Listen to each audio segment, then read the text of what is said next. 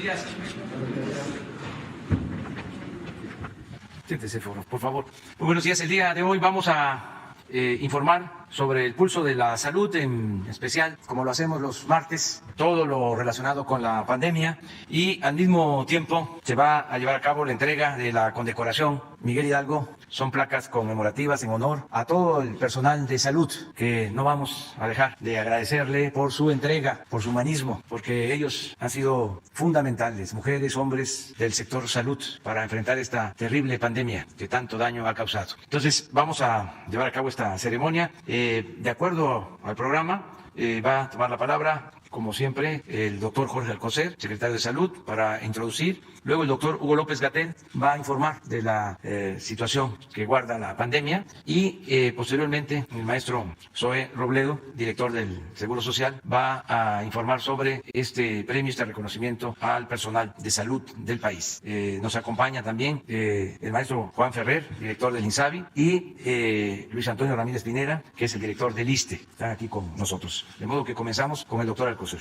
Muchas gracias, señor presidente. Muy buenos días a todas y todos ustedes y a quienes nos siguen día con día. Hoy, que en parte de nuestro país tenemos un repunte de casos, y ante la espera del año nuevo con la familia, la llegada de los Reyes Magos, hago un respetuoso exhorto a que actuemos con mucha responsabilidad para evitar contagios, porque la pandemia del COVID-19 sigue causando estragos, y lo más importante de todo, lo más eficaz, es cuidarnos nosotros mismos. La solidaridad está siempre del lado de las causas justas. Hoy se pone de manifiesto al recibir a cientos de enfermeras, a cientos de médicos y de profesionistas de la salud de diferentes estados de la República, que vienen a apoyar, a echarles un hombro a quienes están en la primera línea de atención COVID. Cierto, extrañamos a nuestros seres queridos, a nuestros viejos. Con la vacuna contra el COVID-19, para muchos será como un milagro, pero para todos, los que hemos vivido con la pandemia, será como un legado a nuestros hijos, a nuestros nietos. ¿Por qué? Pues hemos aprendido a valorar más nuestra salud, la vida que hemos ganado, como dijera el poeta. Y entonces recordaremos todo aquello que perdimos, y seguiremos aprendiendo todo lo que no aprendimos cuando la tormenta pase.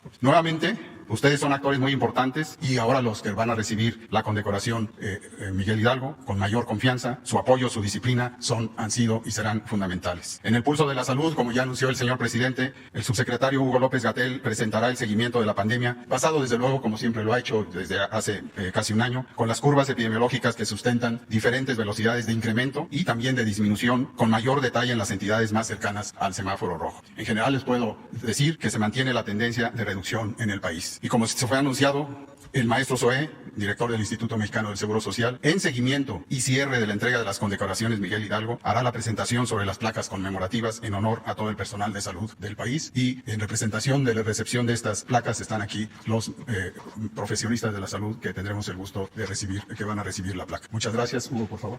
Con su permiso, señor presidente. Maestro, colegas, directores de las instituciones de salud y seguridad social, y saludo con mucho respeto y aprecio a los colegas directores de las unidades que serán condecoradas, o que se entregará hoy su condecoración, y el jefe de residentes del Instituto Nacional de Enfermedades Respiratorias. Muy buenos días tengan todas y todos ustedes. Compartiré, con base en el informe técnico más reciente que presentamos ayer por la noche, en voz del doctor López Ridaura, el estado que guarda la pandemia de COVID-19 en México, y vamos primero con el informe general. Como se puede apreciar en esta curva epidémica de agregación semanal, en esta curva epidémica de agregación semanal que presentamos todos los días, monitoreamos uno de los indicadores importantes, que es el porcentaje de positividad. Esto es, cuántas personas de cada 100 resultan positivas cuando se les estudia, dado que tienen síntomas de COVID-19, cuántas resultan positivas al virus SARS-CoV-2 con las distintas pruebas que se usan para este propósito. Recordar que desde hace ya 4 semanas estamos utilizando la prueba antigénica, la prueba rápida, particularmente en la Ciudad de México, y varias entidades federativas también ya lo incorporaron. Estas pruebas tienen sus virtudes, también tienen algunas limitaciones. La prueba definitiva es la prueba de PCR, pero en condiciones de uso adecuado. También la prueba de antígenos es una prueba de diagnóstico por laboratorio. Y lo que vemos es que 4 de cada 10, o 40%, resultan positivas al virus SARS-CoV-2 cuando se les estudia por laboratorio. La siguiente. Un elemento positivo, pero que definitivamente siempre hay que tomar en cuenta que puede variar, pero es muy importante mostrarlo, según la condición en que se encuentre, es el porcentaje de cambio. ¿Cuánto ha variado la epidemia de una semana a otra? Y lo presentamos todos los días. En la semana más reciente, en la que está el corte de información, reducción, que es el cambio entre la semana 50 a la 51 del año. En este momento está transcurriendo la última semana epidemiológica de 2020, la semana 53, que es una semana parcial, solamente son los primeros 3 días, y vemos un cambio de reducción de 13%. Como informábamos y se muestra en la gráfica, esto ha ido variando. La tendencia general desde la semana 40 del año, que es la primera semana de octubre, fue un cambio muy importante en la trayectoria. Habíamos tenido una reducción todo agosto, todo septiembre, y a partir de octubre empezó a aumentar el número de casos diarios, por lo tanto el número de casos semanales con respecto a lo que había estado ocurriendo. Sin embargo, para este cambio más reciente, de la semana 50 a la 51, hay una reducción de 13%. Como lo advertimos cada vez que presentamos esto, a lo largo de la semana, conforme van fluyendo los datos que provienen en todos los casos de las entidades federativas, se puede disminuir esta magnitud, este tamaño de la diferencia, de la reducción, y terminemos la semana con una reducción no tan sustancial. Sin embargo, con esta apertura de semana con reducción tan grande, muy probablemente se conservará la reducción. La pregunta natural es si esto es ya una tendencia definitiva. La respuesta es no necesariamente. Esto hay que monitorearlo todos los días y estar apreciando la tendencia. En su momento veremos con el paso de los días y las semanas si se sostiene esta reducción y hablamos ya de una tendencia sostenida a la baja. Lo iremos informando según sea el caso. La siguiente. Respecto a la mortalidad ha estado también a la alza desde el inicio de octubre y tenemos incrementos menores en la medida en que se ha reducido la letalidad. La probabilidad de que una persona fallezca por COVID cuando está en atención médica a lo largo de la epidemia se ha ido reduciendo. Esto es muy positivo, es muy alentador y tiene que ver con varias circunstancias. Dos principales es que el manejo médico de las personas enfermas es cada vez más efectivo y más eficiente, y también que las personas acuden más tempranamente a atención, a valoración y a atención. Y seguimos enfatizando esto como un mensaje muy importante a la población: no esperarse. Las personas que tengan los síntomas característicos de COVID-19, fiebre, tos, dolor de garganta, dolor de cabeza, los principales, particularmente aquellas personas que tengan 60 o más años de edad, o bien que tengan enfermedades crónicas como diabetes, hipertensión, obesidad y otras enfermedades crónicas, es muy importante que, sin esperar el diagnóstico por laboratorio, acudan a las unidades de atención de emergencias para que sean valoradas. Reducir este tiempo entre el inicio de los síntomas y la atención es muy importante para reducir la letalidad, la mortalidad. Vemos un incremento de más 3% en este cambio entre la semana 50 a 51, y en general se ha observado, no solo en México, sino en el mundo, un intervalo de aproximadamente 2 semanas entre lo que ocurre con la tendencia de aparición de nuevos casos, de incidencia, y lo que ocurre con la mortalidad. Esto corresponde al tiempo medio de hospitalización que están las personas en los distintos hospitales. La siguiente, por favor. Finalmente, la ocupación hospitalaria es un asunto que, como comentamos casi todos los días, es de extremada importancia. En la medida en que esta epidemia siga en México y en el mundo, en todo momento hay que tener disponible la capacidad hospitalaria del Sistema Nacional de Salud. Recordarán seguramente la mayoría de las personas que en México, desde el inicio de la epidemia, teníamos muy claro que no existía la capacidad instalada para atender la cantidad de personas que iban a estar enfermas, de acuerdo a las distintas proyecciones. Por eso, desde el mes de abril empezó un proceso de expansión de la capacidad hospitalaria, que le llamamos reconversión hospitalaria, en la que se destinaron para la atención de personas con enfermedad respiratoria aguda grave una cantidad mayor de camas. Y recordar también, siempre cuando hablamos de camas, es solo para tener la referencia, pero no se trata solo del mueble físico donde se alojan las personas. Lo más importante es tener el personal de salud especializado, el personal clínico, el personal de apoyo, también tener los insumos y los equipos, los ventiladores mecánicos, las bombas de infusión, los monitores, etc. Y esta capacidad hospitalaria en todo momento se necesita ampliar cuando aumenta la actividad epidémica. Es lo que vemos ahora, particularmente en el Valle de México, la Ciudad de México, el Estado de México, y siguen también otras entidades como Baja California, como Guanajuato, que están en una tendencia de crecimiento de la epidemia. Necesitamos siempre tener las camas disponibles haciendo estas reconversiones. En este momento lo que vemos es que la Ciudad de México es la entidad con la mayor intensidad epidémica y por consiguiente la que ha tenido mayor ocupación hospitalaria. Resta todavía una reserva en este momento de 13%, pero se está ampliando esta capacidad hospitalaria. En las últimas 2 semanas hemos logrado casi duplicar la cantidad de camas disponibles con la ayuda de las distintas instituciones de salud. Y la última diapositiva de este informe técnico sintético es la misma idea, pero para camas con ventilador. Estas son las camas necesarias para las personas críticamente enfermas. Es un tanto el análogo de las terapias intensivas, y hay hospitales completos, como el Instituto Nacional de Enfermedades Respiratorias, que está destinado a personas críticamente enfermas. Estas personas críticamente enfermas, afortunadamente, son una minoría de las personas hospitalizadas por COVID-19. La enorme mayoría, más del 85%, son personas que no están críticamente enfermas, como lo vemos en la siguiente diapositiva, en donde vemos 3 líneas. La línea de hasta arriba, en color morado, muestra la suma de personas hospitalizadas para cada una de las semanas, tanto críticamente enfermas como no críticamente enfermas. En la línea roja, que está inmediatamente debajo, es la cantidad de personas en camas generales, es decir, personas que no están intubadas, y en la línea color turquesa hasta abajo sí vemos las personas o la suma de personas que están intubadas. Este mensaje lo transmitimos también para recordarle a la población que no necesariamente acercarse al hospital implica que la persona va a terminar con ventilación mecánica. Hemos detectado distintas razones por las que las personas tardan en llegar a los hospitales, pero una muy importante es el temor de que si la persona llega al hospital irremediablemente va a ser intubada intubada. Y desde luego a toda persona le da temor esta situación. Lo que queremos dejar muy claro, lo hemos dicho varias veces, es si las personas se esperan, es mucho más probable que lleguen en una condición crítica y entonces terminarán siendo intubadas cuando hay menos posibilidades de lograr una mejoría. Mientras que si acuden más tempranamente a los hospitales, todavía hay muchas más intervenciones que se pueden hacer. Una muy importante es oxigenación sin intubación, lo que técnicamente llamamos oxigenación no invasiva, y eso permite una recuperación sin llegar a una fase extrema de la enfermedad en la que desafortunadamente hay menor probabilidad de que se recuperen las personas. Entonces insistimos, muy importante llegar tempranamente a las unidades hospitalarias. Ahora, si me lo permite, presidente, me paso para allá para comentar las curvas. Vamos ahora a hacer un recorrido visual con las curvas epidémicas de las entidades federativas, como solemos hacerlo los martes del Pulso de la Salud, y el mensaje fundamental es identificar lo que está ocurriendo en la unidad, en la entidad federativa donde usted vive. Cada persona que nos escucha y nos ve podrá identificar cuál es la trayectoria de la epidemia, el cambio, si va aumentando, si va disminuyendo o está estable en el sitio donde vive. Aquí vemos en este mapa general la incidencia. La incidencia es la cantidad de personas enfermas por 100.000 habitantes. Esto lo que nos permite es una comparación equilibrada entre las entidades federativas, que tienen evidentemente distinto tamaño de población. La intensidad del color lo que refleja es la intensidad de la epidemia. En términos generales, sin entrar en cada detalle, aunque cada quien lo puede analizar al ver la imagen, es donde está más oscuro el color, está más intensa la epidemia. Y donde está más claro, como es el caso de Campeche y Chiapas, la epidemia está con una carga de enfermedad, con una cantidad de personas enfermas cada día menor. La siguiente, por favor. En esta curva epidémica, recordar para quien ve por primera vez curvas epidémicas, lo que se representa es el tiempo, conforme transcurre la curva o la gráfica de izquierda a derecha, es el tiempo en semanas. Empezamos aquí en la semana 10, que es la primera semana de marzo, cuando empezó la epidemia en México, y cuanto más alta es esta línea, en este sentido, es la cantidad de personas que se estima están enfermas. Estos son los casos estimados. Lo importante de una curva epidémica es poder visualizar de manera rápida si la cantidad de personas enfermas aumenta o disminuye. Para ilustrarlo, aquí tenemos de la semana 10 hasta la semana 26 que aumentó la epidemia. Esto es marzo, abril, mayo, junio y finalmente julio, en donde llegamos a un punto máximo, y posteriormente en la semana 29 empezó a descender, y esto es agosto, septiembre. Al llegar a octubre, que es la semana 40 del año, la epidemia empezó a aumentar nuevamente hasta que llegamos a la semana 50, que es a mitad de noviembre, de la penúltima semana de noviembre, y empieza a disminuir en este momento. Vamos a ver a partir de la semana 1 de 2021 si esto se mantiene o no en esta dirección. La siguiente.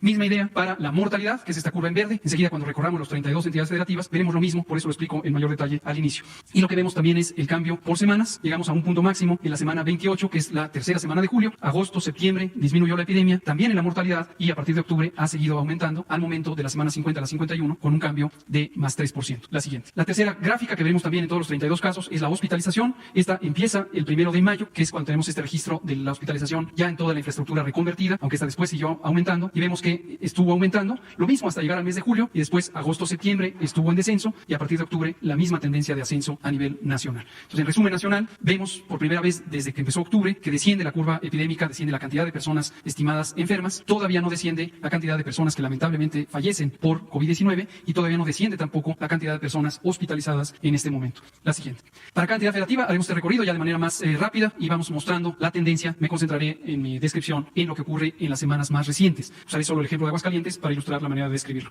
La semana 10 empezó a aumentar, después tuvimos junio, Aguascalientes estuvo en una etapa estable, pero con importante actividad epidémica, con algunas fluctuaciones, subidas y bajadas, y posteriormente a partir de la semana 37, que fue a finales de septiembre, empezamos a tener este incremento que duró hasta la semana 46 en el mes de noviembre, y ya lleva esta cantidad de semanas, 1, 2, 3 y 4, en descenso la epidemia. Cuando vemos una cantidad de semanas, no hay una cantidad fija para considerarlo, pero en general apreciativamente más de 2 o 3 semanas de una tendencia de descenso, consideramos que es muy probable que se mantenga esa tendencia de reducción de la epidemia. En este inserto que veremos en las 32 curvas, vemos la misma idea, pero para defunciones, y vean ustedes cómo también empezó a subir, con varios cambios, y tenemos aquí ya 2 semanas consecutivas de reducción de la mortalidad. El calendario aquí es el mismo calendario que acá. Y está en la esquina superior derecha el color del semáforo para la calificación más reciente, que estará vigente hasta este próximo viernes 2 de enero. La siguiente. Y también para las entidades federativas vemos la hospitalización. La curva amarilla es la suma de personas críticamente enfermas y no críticamente enfermas. La curva inmediatamente abajo es personas que no están críticamente enfermas, y la línea de hasta abajo es personas críticamente enfermas. Nuevamente destacamos que la gran mayoría no están críticamente enfermas. Las hospitalizaciones varían mucho más, pero en general podemos reconocer tendencias, y aquí vemos que en el caso de Aguascalientes, desde octubre empezó este aumento y después se estabilizó, y más recientemente ya está también en reducción. Finalmente, también en esta curva de hospitalizaciones vemos arriba el estado que guarda en proporción, en porcentaje, la disponibilidad de camas, tanto generales como camas con ventilador. Vamos ahora sí más rápido y vamos viendo las 32 entidades. Baja California fue una de las primeras entidades afectadas, después tuvo una etapa de descenso sin haber terminado por completo el control epidémico, después empezó a subir en octubre y tiene apenas una semana de reducción en la cantidad de personas enfermas cada semana. Todavía no reduce la mortalidad, está en semáforo rojo. La siguiente, la tendencia de hospitalización todavía a la alza. La siguiente, Baja California Sur, vemos también descenso, posteriormente desde la semana 46, ascenso, todavía no desciende la cantidad de personas enfermas, aunque la mortalidad ha tenido este patrón de reducción. La siguiente es la hospitalización, todavía con incremento. La siguiente, Campeche fue el primer estado en pasar a color verde de su semáforo de riesgo COVID, porque como se ve en la curva, tuvo desde la semana 28, la tercera semana de julio, una reducción sostenida en la cantidad de casos diarios, reducción que se ha mantenido hasta ahora con una cantidad muy menor de casos, lo mismo la mortalidad y sigue en semáforo verde. Lo mismo para la hospitalización, en el caso de Campeche, vemos que todavía no ha habido una desocupación completa, pero vean ustedes, la ocupación es 6% y 2% para camas generales y con ventilador respectivamente. La siguiente. Lo mismo Chiapas, tuvo un descenso abrupto a partir de la semana 26 del año y después ha mantenido una intensidad de epidemia muy baja, tanto en casos nuevos como en defunciones, sigue en semáforo verde. La siguiente, en hospitalización Chiapas también se encuentra con una ocupación mínima, 5 y 6% de sus camas. La siguiente. En el caso de Chihuahua, llegamos a un punto de importante preocupación en la semana 44, 43 y 44 del año, porque tuvimos este incremento muy rápido, pero posteriormente, después de varias intervenciones que tienen que ver con el control comunitario de la epidemia, a partir de reducir la movilidad en el espacio público y también la ampliación de capacidades hospitalarias, tenemos ya una tendencia de reducción muy sostenida que seguramente ya se mantendrá, lo mismo en la mortalidad. La siguiente. Y la hospitalización, concurrentemente o consistentemente, también va en reducción. La siguiente. El caso de la Ciudad de México, como lo hemos estado destacando, desde que la jefa de gobierno declaró la alerta por COVID, emergencia por COVID, es la zona que ha sido de mayor preocupación. Como lo hemos dicho todos los martes y en varias otras ocasiones, las grandes ciudades, las zonas muy pobladas, tardan más en responder a las intervenciones de control. Esto es un fenómeno muy claramente conocido en la epidemiología. Las poblaciones tienen todavía una inercia, una velocidad de contagios que tarda en cambiar con el tiempo. Pero afortunadamente vemos la primera semana de reducción, que es consistente con ya 3 semanas de reducción de la movilidad en el espacio público. Queremos destacar esto porque esto es alentador para quienes vivimos en el Valle de México. El 4 de diciembre el presidente hizo aquí un llamado muy enfático a la colaboración de las personas que vivimos en la zona metropolitana para reducir voluntariamente la movilidad. Y posteriormente se tomaron disposiciones específicas y ayer presentábamos por la noche la reducción de la movilidad en el espacio público. Eso hace 3 semanas. Y hoy vemos la consecuencia, que es ya la reducción en la tendencia de la epidemia. Las defunciones desafortunadamente todavía no disminuyen, pero si se reduce el número de casos, reducirá la mortalidad también. Todavía estamos en semáforo rojo y esto ocurrirá al menos hasta el 10 de enero. La siguiente. Tendencia de hospitalización todavía al alza y como hemos dicho, todavía tenemos una sobrecarga de hospitalización muy importante y estamos haciendo todos los esfuerzos para ir más rápido en la reconversión hospitalaria. La siguiente. En el caso de Coahuila también tenemos que tuvimos un cambio muy importante desde la semana 37 del año. Llegamos a un punto máximo, llevamos varias semanas de reducción, también de defunciones. La siguiente. También las hospitalizaciones van en reducción. La siguiente. En el caso de Colima, una tendencia en general muy positiva desde la semana 32 a la reducción. Desde la semana 46 ha habido una suerte de estancamiento en esa reducción porque se mantiene más o menos la misma cantidad de personas enfermas por semana y en el caso de la mortalidad con una reducción sostenida desde la semana 41. La siguiente, las hospitalizaciones se redujeron, pero en este momento todavía no terminan de reducirse. Hay una suficiente capacidad hospitalaria por arriba del 80%. La siguiente. El caso de Durango también junto con primero Chihuahua y después Coahuila, le siguió Durango con este importante cambio desde la semana 38 en donde aumentó la cantidad de personas enfermas, pero ya llevamos 5 semanas consecutivas en donde hay una reducción sostenida, lo hay también en la mortalidad y lo hay también en la hospitalización. Entonces Durango también ya está en una fase de control epidémico sostenida. La siguiente. En el caso del Estado de México sigue un patrón casi idéntico al de la Ciudad de México. La razón es obvia. La mayoría de los casos están ocurriendo en la zona conurbada y después de un periodo largo de reducción tuvimos este incremento justamente en la primera semana de octubre. Siguió aumentando, pero también vemos ya primera semana de reducción de la intensidad epidémica, aún no de las defunciones. La siguiente, tampoco de la hospitalización. La siguiente. Guanajuato sigue un patrón semejante, pero ahí no está relacionado con lo que ocurre en el Valle de México. Vemos este incremento importante. El gobierno del Estado de Guanajuato ha hecho un señalamiento de tomar las medidas correspondientes al semáforo rojo, a pesar de que aún en la calificación específica no se encuentra en semáforo rojo, pero respaldamos por completo la muy sensata y oportuna disposición del gobierno de Guanajuato de hacer medidas de restricción de la movilidad que corresponden con el semáforo rojo. Es muy oportuno para lograr cambiar esta trayectoria. Vemos ya resultado preliminar con reducción y apenas una semana de reducción de la mortalidad. La siguiente. La hospitalización todavía en fase de ascenso. La siguiente. El Estado de Guerrero en general con un patrón de reducción desde la semana 25 con muchas variaciones y desde la semana 44 con un proceso de aumento no tan acelerado como en otras entidades federativas. Esperemos que empiece a tomar también una tendencia de control. La siguiente. Las hospitalizaciones también muchas variaciones y en este momento en general habían tenido reducción y solamente en los últimos 12 días tienen un incremento. La siguiente. El Estado de Hidalgo, un patrón muy semejante al de la Ciudad de México, muy semejante al del Estado de México, muy semejante al de Guanajuato. Aquí enfatizamos el concepto de megalópolis. Existen 7 entidades federativas en el centro del país que comparten una enorme cantidad de personas que se movilizan y esto hace que la epidemia hasta cierto punto se comporte de manera semejante en todos estos 7 estados. Lo vamos a ver también para el caso de Morelos. Vemos la tendencia de incremento y apenas la primera semana de reducción que esperamos se sostenga, pero que todavía no se representa en la mortalidad. La siguiente tampoco en la hospitalización, donde en el Estado de Hidalgo seguimos viendo esta tendencia de incremento con una muy importante saturación de los hospitales. En el caso de Jalisco, también dominado por Guadalajara y la zona conurbada de la capital del estado, vemos esta lentitud en la respuesta. Insistimos, los señalamientos aquí vertidos son de carácter técnico, no son una calificación o descalificación de las acciones que hacen los gobiernos estatales, son la representación objetiva de lo que ocurre con la epidemia. Vemos que durante muchas semanas se mantuvo en esta meseta, le llamamos meseta alta, a esta idea de que hay una gran cantidad de casos semanales que se conservan y que no empieza una tendencia de reducción. Y a partir de la semana 46 del año, esta tendencia de incremento y apenas apenas también primera semana de reducción, tímidamente reflejada en cambio de reducción en la mortalidad. La siguiente, en la tendencia hospitalaria, todavía una fase de incremento en Jalisco. La siguiente. El estado de Michoacán, múltiples variaciones. Esto corresponde con varias intervenciones que hizo el gobierno del estado y la Secretaría de Salud, que las comentamos en su momento, y vemos en estas semanas más recientes, desde la 46, esta trayectoria de ascenso y apenas la primera semana de reducción que ojalá se mantenga. La siguiente, lo mismo la hospitalización, una reducción sostenida desde el mes de agosto,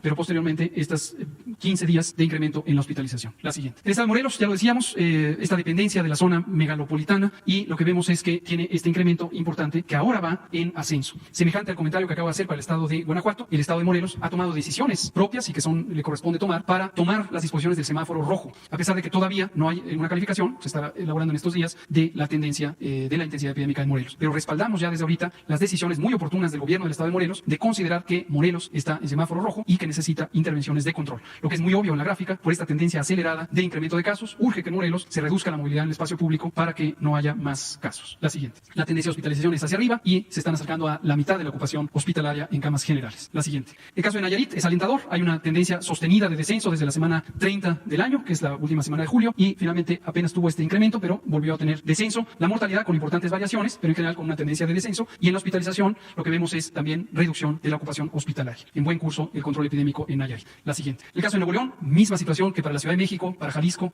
y aquí dominado desde luego por Monterrey y la zona metropolitana. Importante intensidad epidémica con grandes variaciones, y todavía vemos una tendencia al menos de sostenimiento de la epidemia, sino es que de incremento a lo largo del tiempo. La mortalidad, sin embargo, va en descenso, la siguiente, y la hospitalización con variaciones, y en los últimos 12 días tendencia de incremento. La siguiente. El estado de Oaxaca también estancado en su reducción de la epidemia, con una tendencia general de ascenso desde la semana 44 y apenas la primera semana de reducción. La siguiente. Igual, la hospitalización está estable, pero con ocupación de la tercera parte de las camas destinadas a COVID. La siguiente. El estado de Puebla en general había tenido una tendencia muy positiva de reducción desde la semana 26, primeras semanas de julio, y se mantuvo hasta la semana 40. Después no tuvo incremento durante todo octubre y fue a partir de noviembre que empezó con incremento. El gobierno del estado de Puebla ha hecho un llamado también a reducir la movilidad en el espacio público porque tiene un riesgo importante de entrar en descontrol. Insistimos, el semáforo de riesgo COVID todavía lo muestra en naranja, pero nos parece oportuno que el gobernador del estado de Puebla y su equipo hayan tomado ya acciones anticipadas para reducir la movilidad en el espacio público. La siguiente, vemos que la trayectoria de ocupación hospitalaria también va en incremento. Puebla es uno de los 7 estados de la zona megalopolitana. La siguiente. Querétaro en general había tenido una tendencia de ascenso, de aumento, sostenida desde el inicio de la epidemia, ascenso mucho más acelerado a finales de septiembre, octubre, noviembre, y ya tiene una señal positiva de reducción por 3 semanas consecutivas. Lo mismo la mortalidad empieza a reducirse y la hospitalización todavía está en una trayectoria de aumento. La siguiente. Quintana Roo, en general, un muy buen control. Hay un poco de estancamiento, incluso una tendencia de aumento durante el mes de noviembre, y en la siguiente vemos que la tendencia de hospitalización apenas empieza a tener un cambio hacia arriba, todavía tiene buena disponibilidad de camas hospitalarias. La siguiente, San Luis Potosí, también una zona de no fácil control por la movilidad que representa la zona central del Bajío, o la parte alta del Bajío, y tenemos esta tendencia de estancamiento, pero en las últimas 4 semanas consecutivas de reducción, lo mismo la mortalidad, lo siguiente, lo mismo la hospitalización con importantes variaciones y la disponibilidad hospitalaria superior al casi 80%. La siguiente. Sinaloa es el estado que tiene la mayor cantidad de semanas consecutivas en reducción, con variaciones como suele ocurrir, pero desde la semana 23 con reducción de las defunciones, está en semáforo amarillo, la siguiente, y la hospitalización en reducción. Buen control epidémico en Sinaloa. La siguiente. Sonora había tenido una muy buena reducción desde la semana 28 del año, la tercera semana de julio, después a partir de noviembre es cuando empezó en ascenso, tiene ya 3 semanas de reducción, pero todavía la mortalidad está en ascenso. La siguiente. Lo mismo la hospitalización, apenas es en la última semana donde ya se muestra una reducción, pero por ser uno de los indicadores más tardíos es alentador que empezará a entrar en control. La siguiente. Tabasco, muy semejante, tuvo una reducción desde el final de julio, todo agosto, todo septiembre, y a mitad de octubre es que empezó a tener esta tendencia de incremento. Afortunadamente la última semana vemos ya esta reducción, todavía no se refleja en las defunciones, la siguiente todavía no se refleja en la hospitalización. Esperamos que se mantenga esta tendencia y se reduzca ya la epidemia también en Tabasco. Tamaulipas, ya casi por terminar, tenemos esta reducción sostenida, pero todo octubre, todo noviembre ha tenido una meseta en donde hay estabilidad de la epidemia, pero todavía con importante carga, tanto en casos como en mortalidad, la siguiente, como en hospitalizaciones, con buena capacidad hospitalaria todavía disponible. La siguiente, Tlaxcala, que había tenido también una reducción, este es un patrón muy semejante al de Tabasco, había tenido una reducción sostenida, pero a partir de octubre, con este cambio hacia arriba, Tlaxcala también está en la zona megalopolitana y podría ser afectada de esta tendencia general de todas las entidades federativas de la región centro, las defunciones a la alza, la siguiente, y la hospitalización a la alza. Sería prudente que en Tlaxcala ya se empezaran a hacer algunas intervenciones correspondientes a el control de la movilidad. La siguiente. Veracruz en general con una tendencia a la baja, muy parecido al patrón al de Campeche, aunque se quedó con todavía una importante cantidad de casos semanales desde todo octubre y noviembre, reducción de mortalidad, la siguiente, y reducción de la hospitalización, la siguiente. Casi para terminar, Yucatán, una tendencia general de reducción con importantes variaciones, pero en general desde la semana 32 tenemos una tendencia a la baja, después una disminución más lenta, lo mismo en la mortalidad, la siguiente, y en las hospitalizaciones está estable en la ocupación hospitalaria, pero con buena capacidad hospitalaria, casi del 90% de disponibilidad. La siguiente. Zacatecas, el último estado en el orden alfabético, tuvo, igual que Querétaro, una tendencia de ascenso, un corto periodo durante agosto de reducción y después septiembre, octubre, noviembre en ascenso, pero afortunadamente, noticia positiva, ya lleva 3 semanas consecutivas de descenso, se refleja en la mortalidad y se refleja en la hospitalización. Cuando vemos los 3 indicadores consistentemente a la baja, ya es mucho más alentador de que hay un control epidémico. En resumen, la epidemia continúa activa en México y debemos seguir con las medidas de prevención. Ya arrancó la vacunación contra COVID desde el 24 de diciembre. Esto es muy alentador, pero es muy importante la prudencia porque durante el tiempo que tarde la aplicación de la vacuna, la epidemia seguirá en México y en el mundo. Entonces debemos seguir con las medidas de control. Son 6 entidades federativas las que tienen la tendencia general de ascenso rápido, otras están en un periodo intermedio, son las que están en color naranja y se sostienen Chiapas y Campeche como entidades con una mínima actividad epidémica. Esto es todo, presidente. Muy buenos días, con su permiso, señor presidente. Muy buenos días a todas y a todos, señor secretario Alcocer, compañeros. A iniciativa del presidente Andrés Manuel López Obrador, el Gobierno de México y el Estado en su conjunto rescató la condecoración Miguel Hidalgo de la Ley de Recompensas, de Premios y Recompensas Civiles. Llevaba 40 años dormida ahí en esa ley. Esta condecoración que, como lo dice el artículo 34 de esa ley, es la más alta presea que otorgan los Estados Unidos mexicanos a sus nacionales para premiar méritos eminentes o distinguidos, conductas o trayectoria vital ejemplar, relevantes servicios prestados a la patria o a la humanidad o actos heroicos. ¿Sí pueden pasar la primera? En ese sentido, el Consejo de la Condecoración Miguel Hidalgo y su jurado, presidido por el doctor Jorge Alcocer, emitieron una convocatoria el 11 de agosto y a partir de esa convocatoria, el 16 de septiembre, se entregaron 58 condecoraciones grado collar. Esto fue a 58 médicos, médicas, enfermeras y enfermeros, junto con un diploma y un premio de 100,000 pesos, además obviamente de la insignia. El 20 de noviembre se entregaron 525 condecoraciones grado cruz. Esto es igual de la misma manera con la insignia diseñada por el jurado, además de un diploma y 50,000 pesos. Y este 29 de diciembre se entregan las 980 condecoraciones grado placa, que van al igual número de hospitales que han estado atendiendo COVID. Es lo que, como ha comentado el doctor Alcocer, es el cierre de esta condecoración de este año. En 2021 se continuará con la segunda entrega de grado cruz, además de las condecoraciones en grado banda, 7,150 condecoraciones que corresponden a un diploma y 25,000 pesos que se entregarán el próximo año. En la siguiente, el grado placa, de acuerdo al Consejo de la Condecoración, un consejo que está integrado por la Secretaría de Gobernación, la Secretaría de Cultura, la Secretaría de Educación Pública, además de las mesas directivas de la Cámara de Senadores y de la Cámara de Diputados, diseñaron esta placa. Es una placa simbólica que irá en un lugar muy especial de cada hospital COVID, de todas las instituciones de salud pública de nuestro país. Con esto estamos buscando reconocer y recordar el esfuerzo de todo el personal. La leyenda dice, en reconocimiento al personal de esta unidad médica, su contribución a salvar vidas durante la pandemia de COVID-19 siempre será recordada. Esto, hay que decirlo también, reconoce a todo el personal de salud de todas las categorías, desde luego que los médicos y las enfermeras, las médicas y los enfermeros, pero además a todos los que están en el hospital, a todos quienes han trabajado ahí, el personal de higiene y limpieza, el personal de ambulancias, los manejadores de alimentos, los laboratoristas, los químicos, los asistentes médicos, los radiólogos, los camilleros, los inhaloterapeutas, el personal de farmacias, el de mantenimiento y conservación. En la siguiente, son 980 que se distribuirán entre todas las instituciones el día de hoy, 495 hospitales de la Secretaría de Salud y del INSABI, 77 hospitales de la Secretaría de la Defensa Nacional, 9 de la Secretaría de Marina, 275 del Instituto Mexicano del Seguro Social, 112 del ISSSTE, 12 de Pemex, para este total de 980. Y como lo ha dicho el presidente López Obrador, también una forma de reconocimiento y de agradecimiento es la protección del personal de salud, y por eso es que hay tanto ánimo y agradecimiento de ser los primeros en el Plan Nacional de Vacunación contra COVID-19. La siguiente, la distribución por estado, es la siguiente, y a partir de hoy se empezarán a develar todas estas placas. Por eso es que nos da tanto gusto que el día de hoy estén aquí en este Salón de Tesorería de Palacio Nacional 7 médicos, 7 representantes de 7 instituciones de salud para recoger las placas que irán a sus hospitales. Si me lo permite, presidente, los iría nombrando para que vayan pasando cada uno de ellos. Por parte de la Secretaría de Salud, recibe el doctor Robinson Emanuel Robles Hernández, jefe de médicos residentes del Instituto Nacional de Enfermedades Respiratorias, del INER. Gracias.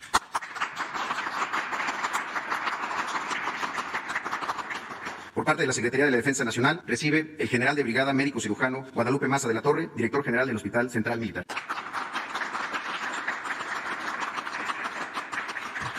Por parte de la Secretaría de Marina, recibe el contraalmirante, Servicio de Sanidad Naval, médico cirujano naval, anestesiólogo pediatra, diplomado de Estado Mayor, Juan Alberto Díaz Ponce Medrano, director del Centro Médico Naval. Por parte del Instituto Mexicano del Seguro Social, recibe a nombre de todo el personal del Hospital General de Zona Número 1, Carlos MacGregor, el doctor Arturo Hernández Paniagua.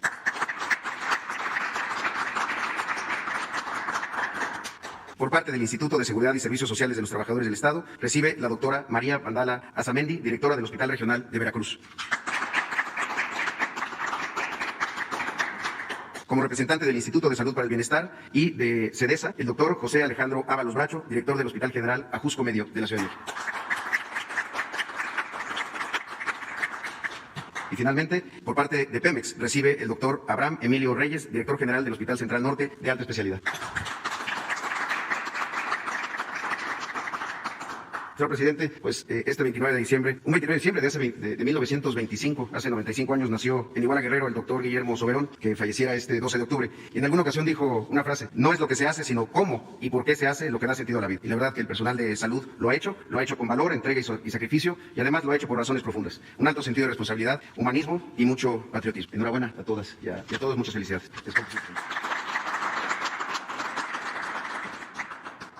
Bueno, hemos concluido la exposición, la entrega de las condecoraciones y abrimos para preguntas y respuestas.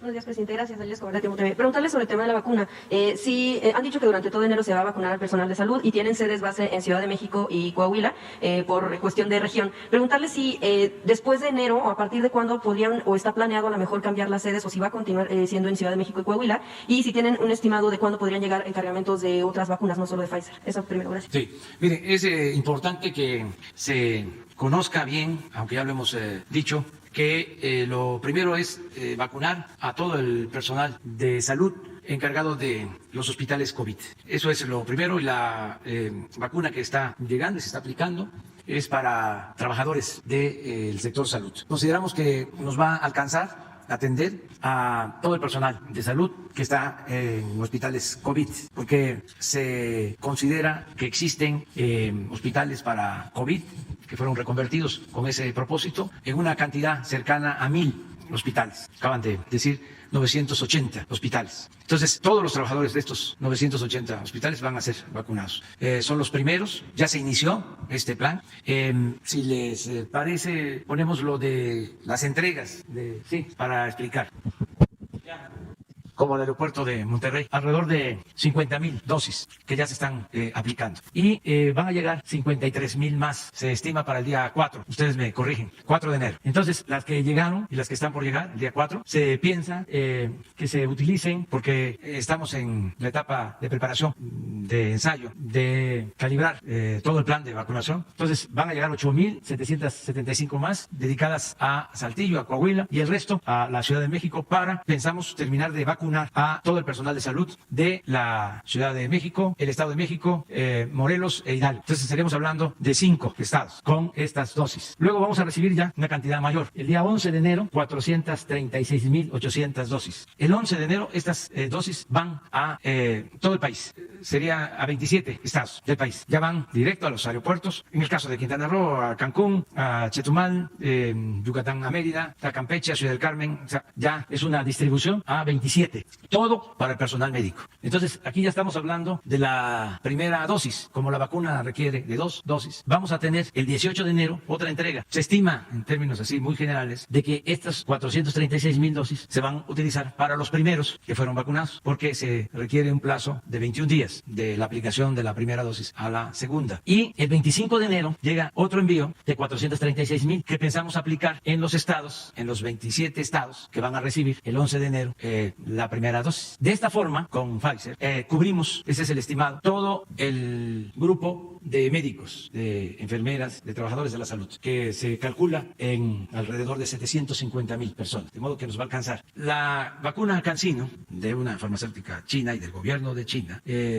ha hecho el compromiso de entregarnos a partir de enero cantidades suficientes. Se estableció un convenio de 8 millones de dosis de enero a marzo de esta vacuna. Esta vacuna no requiere de 2 aplicaciones, es una dosis, y no requiere de bajas temperaturas. De modo que al tener esta vacuna disponible, vamos a iniciar desde enero la vacunación de adultos mayores, que es el segundo grupo prioritario en todo el país. Vamos a seguir recibiendo vacunas de Pfizer y de otras farmacéuticas con el apoyo, la colaboración de otros gobiernos con los que tenemos comunicación y hay cooperación y hay acuerdos. ¿Por qué no pones lo de Pfizer? Porque lo que hablábamos de Pfizer es hasta aquí, 1,400,000 en enero. Pero febrero hay compromisos de 3 millones, marzo de 5 y así, nada más con esta farmacéutica. Se tienen acuerdos para que no nos falte la vacuna, que se aplique de manera universal y gratuita. Va a depender de que se cumplan los acuerdos y de la disponibilidad. Después de terminar de vacunar a los adultos mayores, se le va a dar la atención a enfermos crónicos. Ya nos decía anoche el doctor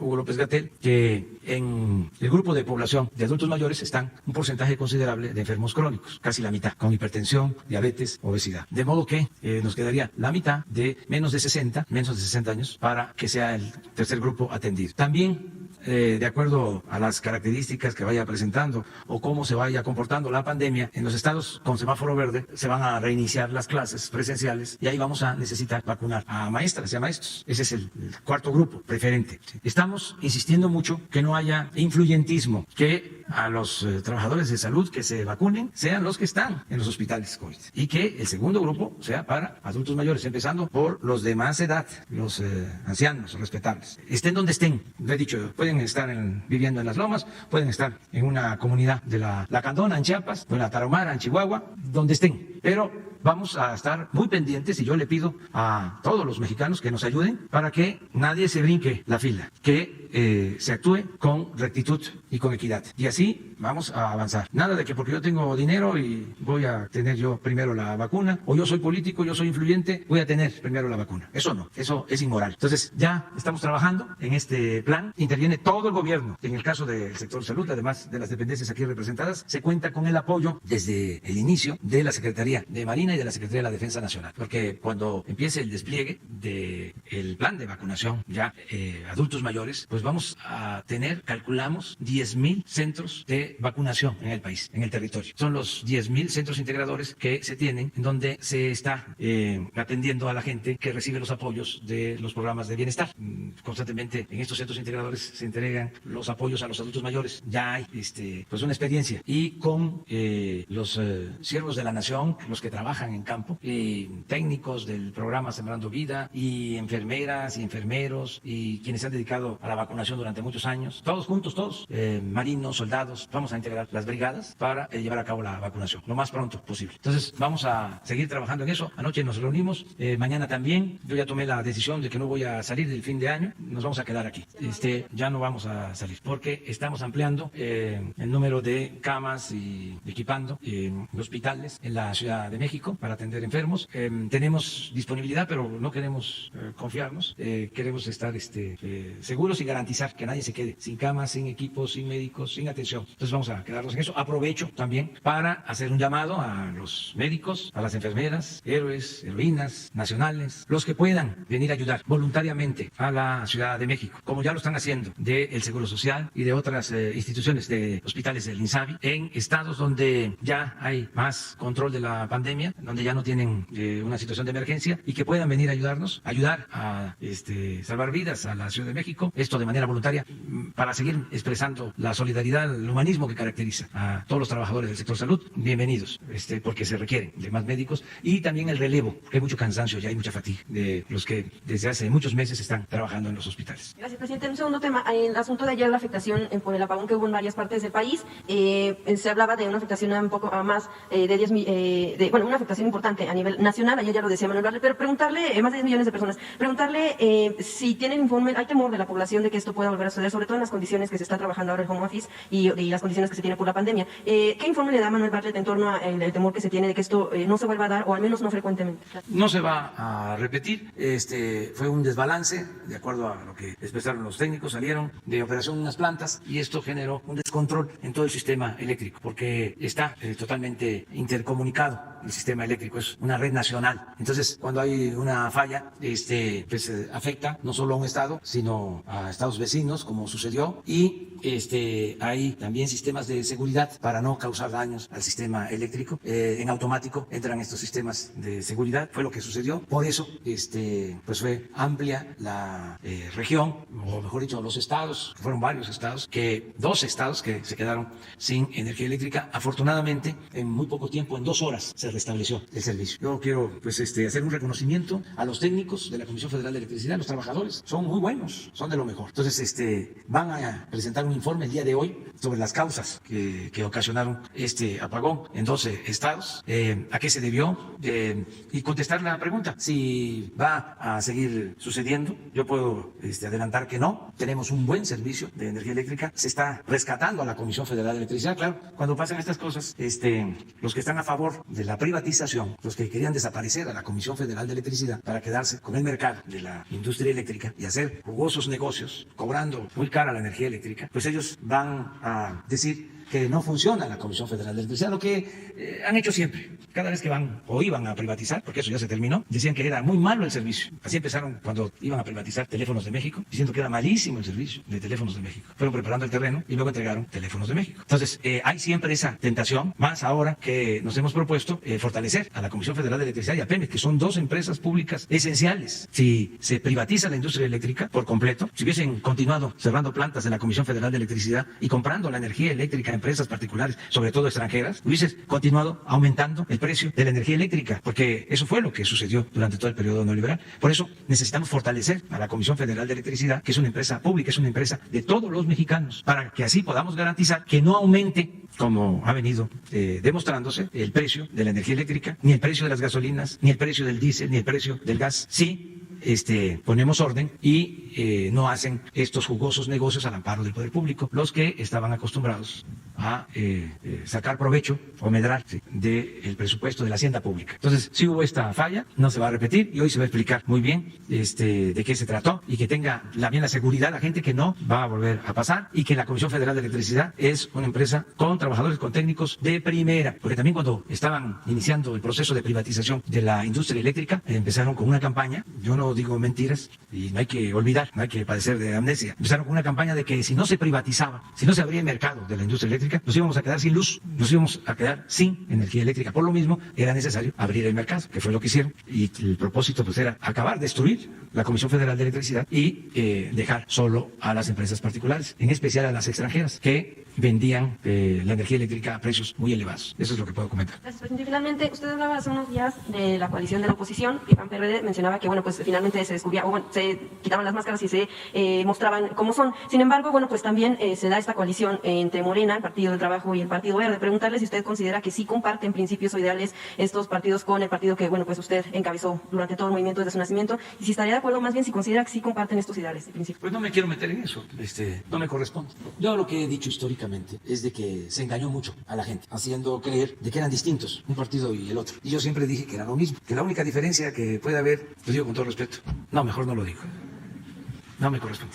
Y se van a enojar mucho y yo quiero que se serenen, que terminemos el año en paz. ¿Se van en este tipo de coaliciones con tal de mantener la mayoría en la Cámara? No me meto en eso, no me meto. Yo he hablado de cómo, al final de cuentas, los partidos que dominaron en el país durante mucho tiempo tenían dueño. O sea, hay un grupo, sigue existiendo, menguado, no en lo económico, sino en lo político, porque eran los que mandaban, y ya no sucede así en el país. Ese grupo oligarca utilizaba a un partido o a otro de acuerdo a lo que le convenía. Si un partido se desgastaba, recurría al otro para que se aparentara de que había cambios. Era lo que se llama gatopardismo, eso que consiste en que las cosas en apariencia cambian para seguir igual. Ese truco lo usaron durante mucho tiempo. Ya en la última elección, aunque lo intentaron, les funcionó en el 2006, se unieron en contra nuestra. Un partido ayudó en el fraude al otro partido. Y luego en el 12, el partido que había ayudado fue ayudado, ¿sí? Le devolvieron la mano. Y en el 18, pues buscaron hacer lo mismo. Afortunadamente no se pusieron de acuerdo. Y pues la gente votó por un cambio verdadero. Si se hubiesen puesto de acuerdo, porque lo intentaron, que declinara a uno de los candidatos y que apoyara a otro, porque lo que no querían los que se sentían dueños de México era de que nosotros llegáramos, como ahora, que están haciendo este frente en contra nuestra para defender sus intereses, para mantener el régimen de corrupción, de injusticias y de privilegios. En ese entonces no se pusieron de acuerdo. Si se hubiesen puesto de acuerdo, yo creo que les hubiésemos ganado, pero no con el margen que se ganó. Hubiese estado más difícil y hubiese habido más intervención del gobierno en la elección, si se hubiesen puesto de acuerdo, como hubo en el 2006, que todo el gobierno se dedicó a impedir que llegáramos. Y no estoy levantando falsos, hasta el presidente de ese entonces lo ha declarado, es público. Entonces, ahora, como se están llevando a cabo los cambios, porque pensaban que iba a ser más de lo mismo, como no se permite la corrupción, como no se permiten los lujos en el gobierno, como ya no pueden hacer los jugosos negocios que hacían al amparo del poder público, porque todavía voy a dar a conocer un informe de todos los robos que se cometían, los atracos. Porque, aunque parece increíble, llevo ya más de 2 años y todavía me estoy enterando de cosas, porque era todo el gobierno. No era nada más que hacían negocio en la compra de las medicinas. No, en los reclusorios. Imagínense que hacen un contrato para construir reclusorios. Construyen 10 reclusorios. O sea, se privatizan los reclusorios. Y en el contrato se establece de que el proveedor o contratista o la empresa que invierte y construye el reclusorio también va a dar el servicio de la vigilancia, que incluye las cámaras, y va a dar el servicio de alimentación para los reclusos, y lavandería, y el servicio médico, todo integrado. Y el gobierno lo único que va a hacer es pagar una renta. El costo para el gobierno es el equivalente a mantener un hospital, un hotel de 5 estrellas, el costo, lo que cuesta mantener uno de estos reclusorios. Y se les paga el 100%, aunque no estén ocupados. Es más, empezó a pagarles antes de que hubiese un recluso, mes con mes. Entonces estamos revisando sus contratos. Estamos hablando de miles de millones de pesos. Entonces, pero eso lo acabamos de revisar hace poco y tenemos que proceder, y ya di la instrucción de que se haga la revisión de los contratos, porque es un fraude. Y estamos nosotros pues también en falta, porque ya se pagó en el 19 y se pagó en el 20. Pero así muchas cosas. Entonces, eso es lo que quieren que se mantenga. Por eso dicen que quieren regresar. Yo digo que sí, que regresen, pero lo que se robaron. El gatopardismo no es lo mismo que hace el verde, o sea, irse con el mejor postor. No me meto en eso, es otra cosa. Porque también nos hicieron creer de que el problema estaba abajo. ¿Sí? En el caso de la corrupción, nos engañaron de que el problema era la mordida, el de tránsito, el oficinista. Y arriba, ¿sí? Hacían los negocios más grandes, pero ni siquiera perdían su respetabilidad. Y nos tenían entretenidos de que el problema de México era la corrupción, pero siempre pensando en la mordida, no en las tarascadas. Hasta Transparencia Internacional, me acuerdo que hacía encuestas para medir el grado de corrupción de los países. Y en el caso de México, dejaba una cartera o varias carteras en distintos puntos y con 3,000, 5,000 pesos y una identificación. Distribuían en el país 100 carteras con una identificación y 3,000 pesos. Y si devolvían las carteras, hablaban para decir aquí está esta cartera, en una proporción mayor es que no había mucha corrupción. Si no las devolvían, pues es que había muchísima corrupción. Pero eso abajo, imagínense lo que significó el negocio de Odebrecht. El que le entrega un contrato a Odebrecht y Pemex se compromete a venderle el gas etano a Odebrecht con un 75% de subsidio. Estamos hablando de miles de millones de pesos. O la compra de la planta de fertilizantes de Coatzacoalcos, que valía cuando mucho $200 millones y pagaron $500 millones. Estamos hablando de muchísimo dinero. Y arriba, porque ni modo que hacer una operación de esa se haga sin el consentimiento de los de mero arriba. Entonces, por eso que me quieres tú preguntar de que el verde, que no, vamos a subirle, hasta arriba. ¿No ven cómo fue pues la presentación de este grupo? ¿Quién estaba ahí? Con los representantes de los 3 partidos que hicieron la alianza en contra de nosotros. Claudio X González. ¿Quién es el jefe entonces? Están los presidentes de los 3 partidos y Claudio y el de la Coparmex. Pero ya no voy a seguir hablando de esto. Buenos días, señor presidente. Buenos días a todos y a todos. Mi nombre es Diego Cedillo, de Diario Basta, Grupo Cantón. Señor presidente, aprovechando la visita de todo el Gabinete de Salud y en atención al comentario que usted empleó de que invita de manera solidaria a todos los médicos del país a acudir a la Ciudad de México por solidaridad a toda la población que vivimos aquí, mi pregunta sería si existiría una ruta crítica, en todo caso, por parte del Seguro Social y por parte de las instituciones de salud, para que se pueda canalizar a todos estos doctores, enfermeras, personas que quisieran venir a ayudar en la ciudad. ¿Cuál sería esta ruta que podrían emplear ellos? Porque lo pueden escuchar aquí en la conferencia, sin embargo, luego es difícil tener un mecanismo eficiente para poder decir yo quiero participar. Esa sería una pregunta, presidente. Gracias. Yo creo que Zoé podría responder esto, que es muy importante. Sí, muchísimas gracias, señor presidente. Y efectivamente, lo que nosotros llamamos la Operación Chapultepec, que ha sido estos 600 médicos, médicas, enfermeras, enfermeros, que han venido a la Ciudad de México para apoyarnos, como lo ha dicho el presidente, a también apoyar a quienes llevan mucho tiempo y hay agotamiento, pero también para permitir la expansión, para permitir esta etapa adicional de la reconversión. Hasta este momento tenemos aquí en la zona metropolitana del Valle de México a 540 médicos, médicas, enfermeras y enfermeros. Hay 66 también de esta operación que están en Baja California, porque también allá ha habido un incremento en el número de contagios y esto también en el número de hospitalizaciones. Ahora, ¿qué es lo que nosotros planteamos para poder levantar la mano a quienes quieren apoyar? Primero, a que su estado pues no tenga una situación crítica o una situación de incremento de casos. Los estados que acaba de mencionar el doctor López-Gatell. No traeríamos pues de Baja California a alguien a la ciudad o de la ciudad a alguien a Baja California. Son de estos estados principalmente donde ha habido reducción. Principalmente del sur, Veracruz, Chiapas, Tabasco, Campeche, pero también hay gente de Nayarit, de Colima, de Jalisco también. Entonces, en primer lugar es levantar la mano, literal, con los directores de los hospitales. Y estamos haciendo un segundo llamado, en donde nuestro compromiso es a quienes protegen a la población, pues protegerlos a ellos. Y protegerlos significa que su estancia sea tanto logísticamente y también en términos de la comodidad para su descanso. descanso, es decir, que estén en hoteles reunidos. No se aplica en este momento, como se ha aplicado en otras ocasiones, los famosos viáticos, es decir, decirle a la gente, te doy los viáticos si tú te resuelves el hotel, la comida y el transporte. No, eso es lo que estamos garantizando. Permítame también reconocer que grupos como Fundación Posadas nos han ayudado mucho en donación de habitaciones para que esto sea posible. En ese sentido, están en un solo lugar, se transportan todos los días a las unidades en donde están laborando. En este momento son 7 lugares en particular donde nos están ayudando más, en la expansión del Hospital Temporal del Autódromo, en Tlalnepantla, en Iztapalapa, y en unidades nuevas que se están aperturando. Y también, pues garantizarles que tanto la alimentación, insisto, está garantizada, la lavandería, y también algo que es extraordinario, que ellos, con el personal que viene fuera, nos lo ha dicho, también están muy motivados por venir a aprender, porque saben pues que también en la ciudad hay, igual que en todos los estados, pero pues hay en los centros médicos nacionales donde han recibido capacitación, pues hay grandes médicos que pues ellos conocen quizás a veces por referencia y que tienen ganas de recibir una capacitación, una orientación por su parte. Y además a eso, pues este sentido de compañerismo, de pertenecer, de ser solidarios en un momento en donde es necesario. Y que quizá muchas veces, pues tanto las fechas, la Navidad que acaba de pasar, ahora el Año Nuevo, pues hace difícil a alguien tomar la decisión de separarse también de su propia familia. Y estamos hablando de la familia más nuclear, las esposas, los esposos, los hijos, pero lo han hecho con un enorme entusiasmo. Entonces, a eso sumarle algo más, que en estas primeras etapas de la vacunación, tanto el personal, en este caso de la Ciudad de México y de la zona metropolitana que ha sido vacunado, están también siendo vacunados la gente de la operación Chapultepec, los que vienen de fuera. Entonces es una cuestión adicional que también creemos es parte de este reconocimiento, y además por una cuestión epidemiológica de control, toda vez que además de su convivencia en el hospital, pues van juntos en el transporte, sus alimentos los toman juntos y había que protegerlos adicionalmente. Entonces creemos que con todos estos elementos, pero el más importante, sentir que en el momento más crítico están tomando una decisión solidaria, correcta, estoy seguro que es la mayor motivación que los ha movido, y que esperamos se sigan apuntando para venir, para poder hacer esta expansión como se requiere. Gracias. Perfecto, señor presidente. Y ahora, en segundo punto, usted ha comentado que con esta cuarta transformación, una de sus prioridades es que el sistema de salud en México sea digno para todos los mexicanos, todas y todos los mexicanos.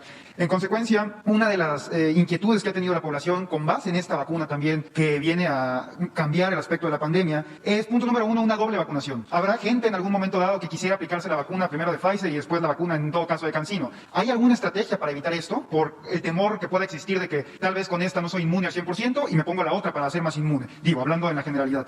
Ese sería un aspecto. Y con el otro aspecto, señor presidente, con toda esta condición de la vacuna que se viene dando y las enfermedades como la influenza, ¿habrá pensado el gobierno, habrá alguna estrategia por parte del Gabinete de Salud de tener una cartilla de vacunación digital para que toda la población pueda estar verdaderamente, que el gobierno tenga información de que toda la población esté verdaderamente bien vacunada? Y si se ha tenido acercamientos con la iniciativa privada, en este caso, como con Carlos Slim, que en otros países ha implementado o ha hecho eventos con base en este mismo tema de una cartilla de vacunación digital. Eso sería, presidente. Muchas gracias. Gracias, presidente. Sí, gracias por las preguntas. Me parece que son muy útiles para abordar temas de interés general. Sobre la primera pregunta, desde el punto de vista técnico, desde luego, es posible que no le pasaría nada perjudicial a una persona que se pusiera 2 diferentes vacunas, pero se vuelve innecesario, en el sentido de que la mayoría de las vacunas que hasta el momento se conoce su eficacia, que son muy poquitas, tienen eficacias muy altas. Eficacia, en términos llanos, es la capacidad de protección y se mide en porcentajes, es el porcentaje de reducción del riesgo de infectarse, comparando a personas vacunadas contra personas no vacunadas. Entonces, en general, las que hasta el momento se conocen tienen muy altas capacidades de protección y se vuelve innecesario ponerse una segunda vacuna. Hay esquemas de 2 dosis, como el de Pfizer, hay esquemas que serán de 1 dosis, como el de CanSino, pero me estoy refiriendo a lo que usted señala, que alguien diga, hoy me pongo la de Pfizer, mañana la de CanSino, mañana la de Astra, pasado mañana la de Janssen, ¿no? Si no, pasado mañana en los meses siguientes. Entonces, hacemos el señalamiento para toda la población que no es necesario vacunarse más de una vez solamente con el esquema que se recomienda. Que si tenemos un mecanismo para evitar que ocurra esto, sí lo tenemos. Tenemos un sistema de información que fue diseñado y establecido, elaborado específicamente pensando en la vacunación COVID. Lo empezamos a utilizar desde octubre, cuando arrancamos el 1 de octubre la vacunación contra influenza, y este es un sistema de información muy robusto que nos permite tener la identificación persona por persona de quienes serán vacunados. Y esto lo que nos permite es identificar quién ya fue vacunado y de qué vacuna. Esto se relaciona con su segunda pregunta, que veo que está muy dirigida al tema de las cartillas electrónicas y específicamente de la Fundación Carlos Slim.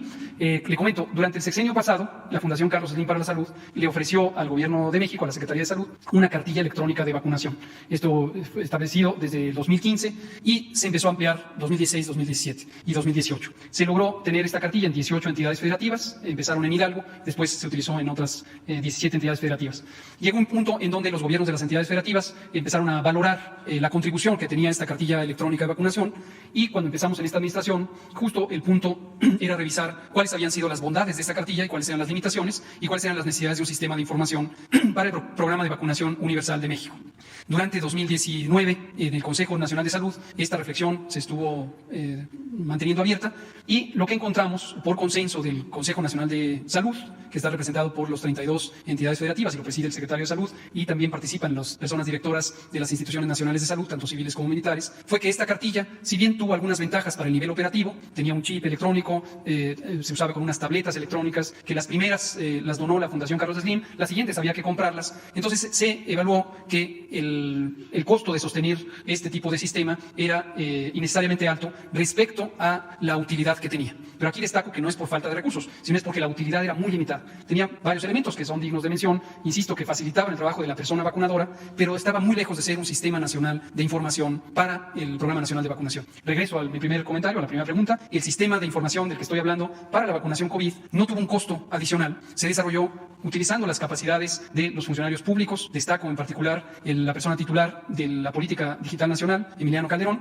y también del ingeniero César Vélez Andrade, quien es el director general de Tecnologías de Información de la Secretaría de Salud.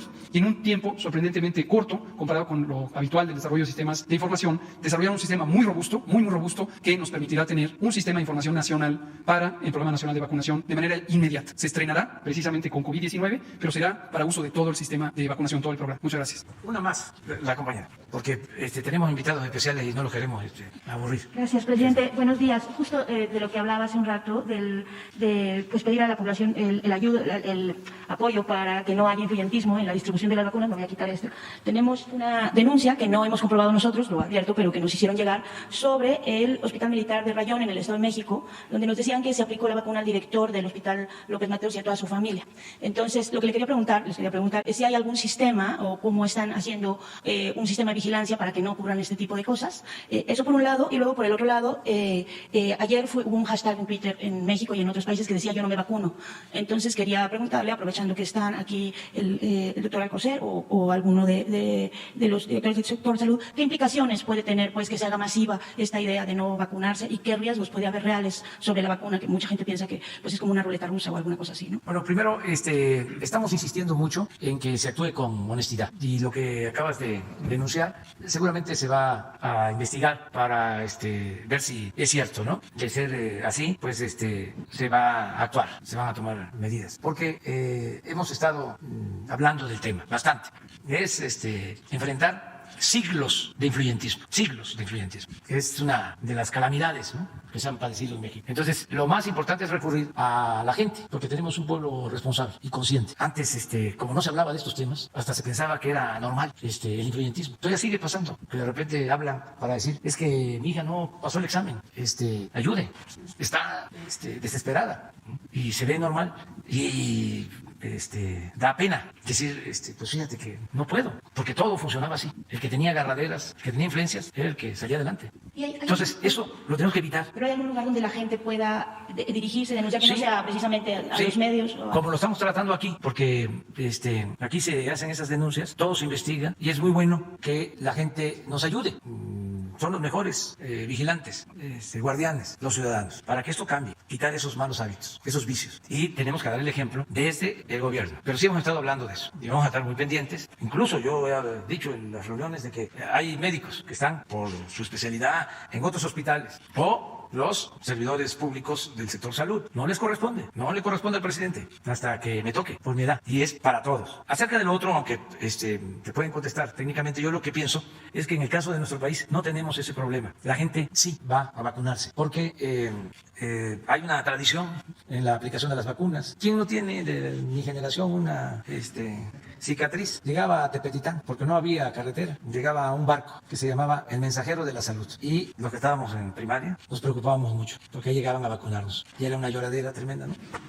Pues, pero esto desde hace muchos años. ¿Sí? Además, la gente tiene confianza de que no vamos nosotros a aplicar algo que los perjudique. No creo yo pues que haya ningún problema en ese sentido. De todas maneras, vamos a estar informando de que debemos de vacunarnos todos cuando nos toque la vacuna. Pero si quieren, otra cosa que es muy importante es la libertad, que se ha aplicado durante todo este tiempo que hemos enfrentado la pandemia. O sea, somos libres, todo es voluntario, nada por la fuerza, todo por la razón y el derecho. O sea, nada obligatorio, prohibido prohibir. Es hacer conciencia también, porque si alguien dice, yo no quiero que me vacunen, pues es su decisión y se respeta. Somos libres. Nada más que hay que convencer de que sí es importante la vacuna. Convencer. Sí, gracias, señor presidente. Pues no tengo que agregar nada a lo ya dicho por el presidente. Hace unos días me hicieron la misma pregunta. Señalé yo que nuestra población es diferente a muchas otras y desde luego no existe ese camino de duda, de moda que se alimentó, y hablo en el pasado porque no he leído esa tendencia en relación a la muy reciente introducción de la vacuna COVID, de que la gente diga que no. Hay opiniones y esas opiniones, como ya señala el señor presidente, con toda libertad la pueden tener, pero pienso que lo contrario es lo que está sucediendo. Ya se está exigiendo la vacuna, ya está pensando en ella, ya se está acelerando la necesidad de tenerla, pero nosotros estamos con lo que ya se expuso, todo un plan que va a funcionar y que el quien no se quiera vacunar, que por cierto, en ciertos momentos de otras consideraciones, de otras necesidades, es la gente joven. Era la gente joven en ese aspecto. Y ahora no. La gente joven está viendo y está señalando inclusive que la gente joven puede ser la que conduce esos cambios de necesidad de otras vacunas ante cambios del virus, mutantes o como usted les llame. Pero esto es nada más en una pequeñísima población y coincidiendo y terminando con lo que dice el señor presidente, nuestra población piensa diferente y por eso nosotros tenemos que atender lo que ellos se necesiten. Gracias. Si les parece ya, y mañana seguimos. Nada más terminamos con un aplauso aquí para la doctora y los...